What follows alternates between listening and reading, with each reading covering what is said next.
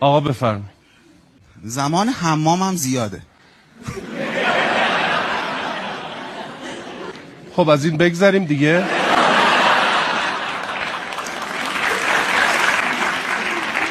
آخه خانم هی رد میشه، هی میزنه دیگه بیا بیرون دیگه، بس دیگه بیا بیرون دیگه. چی کار میکنین؟ استخرم میرم همینجوره، یعنی یکی باید بیاره منو بیرون.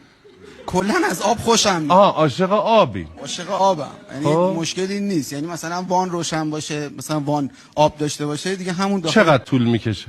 شاید یک ساعت.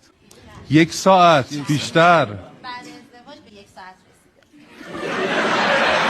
میکروفونو بدید بالا بگید. بعد ازدواج رسیده به 1 ساعت. آخه خونه پدرشون حمام بزرگتر بود و امکاناتش بیشتر بود، بیشتر میمونن، یعنی تو دوره عقد و اینا خیلی طولانی تر بود. هرچی بزرگتر باشه بیشتر. خونه‌مون کوچیک شده، بعد دیگه بهشون لذت نمیده. سرویس هم با همه دیگه مجبور رعایت کنه مثلا. میخورین به سرویس. خب بله. چه عجیب. خب میدونی توی 1 ساعت، حالا قبل از ازدواج 2 ساعت حمام چه مقدار آب مصرف میشه؟ نه آب مصرف نمیکنم تقریبا. من سوال دیگه ای ندارم، اگر کسی سوال داره.